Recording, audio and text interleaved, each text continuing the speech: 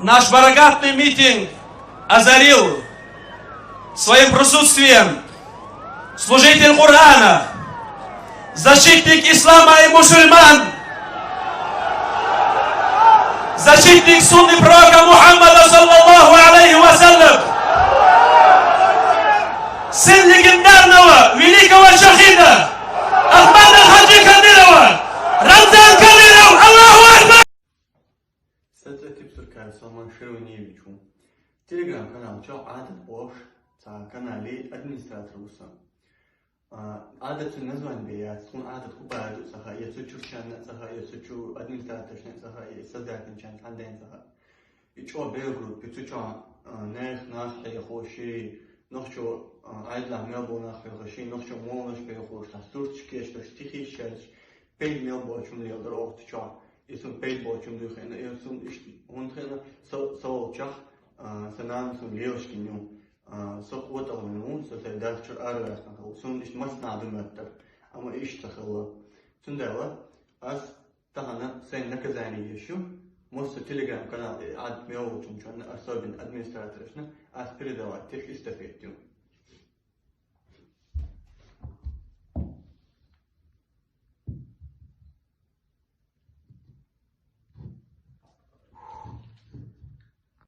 Ассаляму алейкум раматуллах. Вчера произошло нечто экстраординарное даже для кадыровской Чечни. Если до сих пор за инакомыслие нас пытали, нас сажали в тюрьмы по сфабрикованным уголовным делам, нас заставляли публично извиняться, нас изгоняли из республики, нас убивали в конце концов и под покровом ночи как собак закапывали на кладбищах, и высшей мерой наказания было публичное снятие штанов, то сейчас кадыровцы расширили это окно Овертона до публичного сажания на бутылку.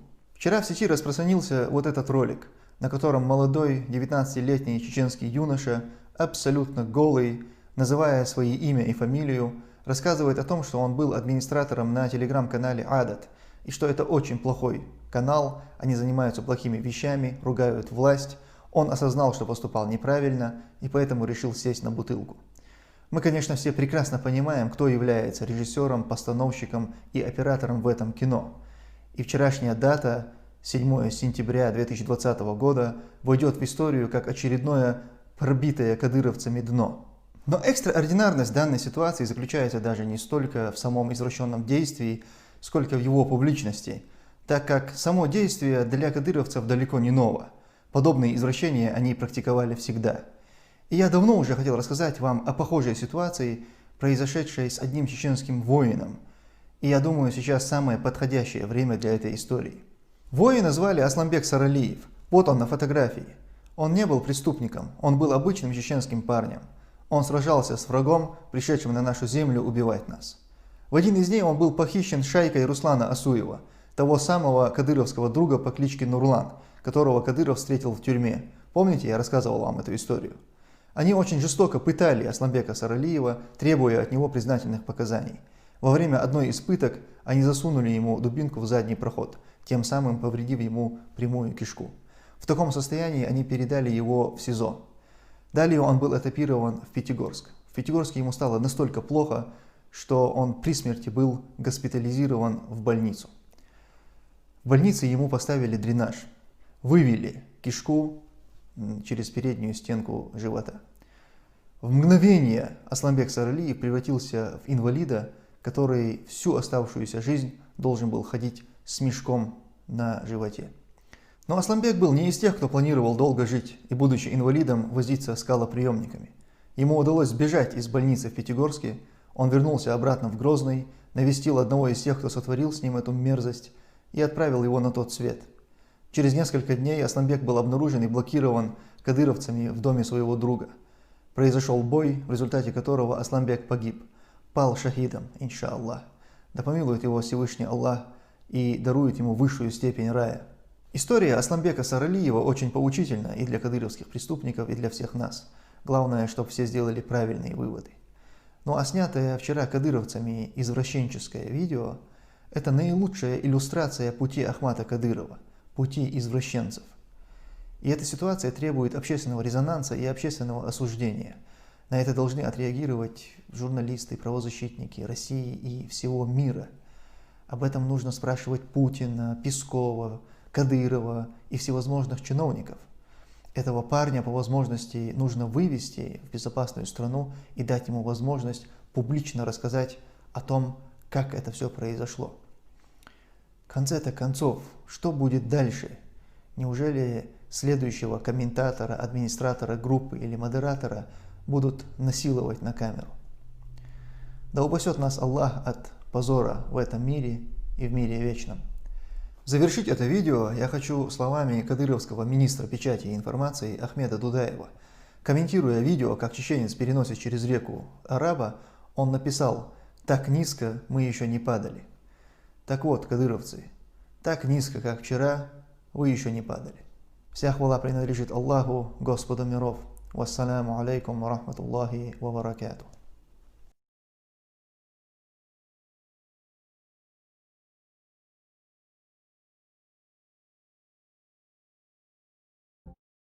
Краткое повествование о гибели Намруза, проклятого Всевышним. Даже видя невредимого Ибрахима, алейхиссалям, посреди пылающего костра, Намруз из-за гордыни и не подумал подойти к истинной вере в Аллаха.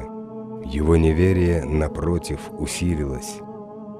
В это время была сильная засуха, и подорожало зерно.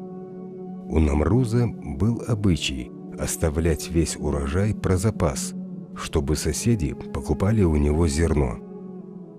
Он спрашивал их: «Кто я для вас?» Они должны были отвечать, что он их Бог. Только после такого ответа и земного поклона он выдавал зерно. Он считал себя Богом и держал весь народ в рабстве. Его тирания продолжалась 400 лет. Во время засухи из-за бедственного положения Ибрахим, алейхиссалям, тоже пришел к Намрузу покупать зерно. Намруз узнал Ибрахима, алейхиссалям, и спросил его: «Кем я являюсь для тебя?» Ибрахим, алейхиссалям, ответил: «Ты один из рабов Аллаха». Но и после такого ответа тот по своей глупости приказал Ибрахиму, алейхиссалям, поклониться ему до земли. Ибрахим, алейхиссалям, сказал, что нельзя делать земной поклон ни перед кем, кроме Аллаха. Намруз спросил: «Кто твой Аллах?» Ибрахим, алейхиссалям, ответил: «Тот, кто оживляет и умерщвляет людей, являясь Аллахом». Намруз глупо возразил, что он тоже может это. Привели двух приговоренных к смертной казни. Одного из них царь убил, а другого оставил и сказал: «Вот видишь». Тогда Ибрахим, алейхиссалям, сказал: «Аллах двигает солнце от востока к западу, ты же сделай наоборот».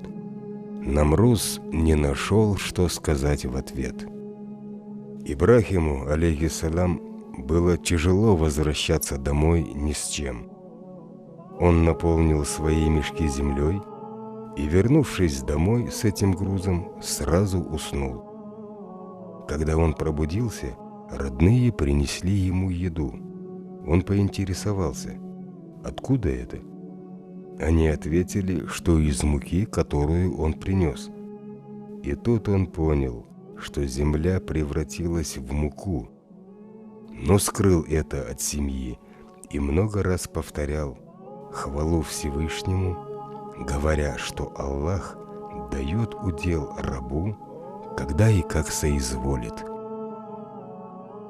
А Намруз, опьяненный неверием, готовился воевать с Аллахом, поднявшись в небо, и построил для этого башню высотой в 5000 локтей.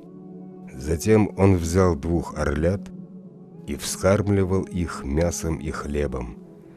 Когда они превратились в грозных орлов, он сделал деревянный ящик, прикрепил к нему шест, на острие которого наколол кусок мяса. Перед полетом он не накормил орлов. Затем он привязал ящик к их ногам и, взяв с собой лук и стрелы, сел в него вместе со своим доверенным визирем. Голодные орлы, увидев мясо на шесте, взвились в небо. Они так и летели, не достигая мяса, а Намруз в небесах искал Аллаха. В это время один из ангелов обратился к нему: «О враг Аллаха, куда ты поднимаешься?» В ответ Намруз выпустил стрелу в сторону, откуда раздался голос, подумав, что это Аллах. Стрела попала в одну из птиц, и окровавленная вернулась к Намрузу. Увидев окровавленную стрелу, Намруз обрадовался, полагая, что убил Господа Небес.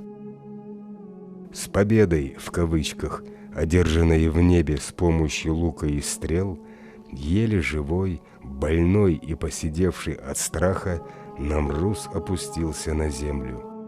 От прежней его внешности ничего не осталось. Люди не узнали его. Некоторые даже отказывались верить, что это Намруз. А ту башню, что он возвел, разрушил сильный ураган. Полагая, что еще не иссякли силы Аллаха, Намруз решил сразиться с ним на земле. Он обратился к Аллаху, призывая его спуститься на землю для поединка, и похвастался своим мастерским владением мечом. По велению Аллаха Ибрахим, алейхиссалям, дал глупому Намрузу разрешение воевать с ним и сказал, чтобы он собрал самое сильное войско, против которого Аллах отправит самую слабую тварь. К указанному дню Намруз был в полной готовности. По велению Аллаха со стороны моря открылись врата, и на воинов Намруза напало бесчисленное количество комаров, которые затмили солнце. Через некоторое время поле боя, где не с кем было воевать, покрылось костями воинов Намруза. Войско было уничтожено голодными комарами, которые высосали всю кровь и съели мясо воинов, но сам Намруз остался жив. Тут самый слабый комар через ноздри проник в его мозг, и царь заболел неизлечимой болезнью головы. Лекарством от этого мучения Аллах сделал беспрерывные удары по голове. Били по его голове разными предметами, а жалостливые – кулаками, так что голова Намруза превратилась в наковальню. И так в течение 40 лет слуги, сменяя друг друга, лечили его и били по голове. В конце концов, одному из них надоело все это, и в гневе он ударил молотком так, что череп раскололся на 2 части. Оттуда вылетел тот комар, которого Всемогущий сделал бедствием для Намруза, ставший величиной с воробья. Промолвив, что это наказание врагу Аллаха, комар тотчас исчез из виду. Войск Аллаха не счесть, и невозможно их одолеть хитростью и коварством. Могущество Аллаха проявляется везде и всегда, и словом «кун» – «будь» осуществляется Его воля.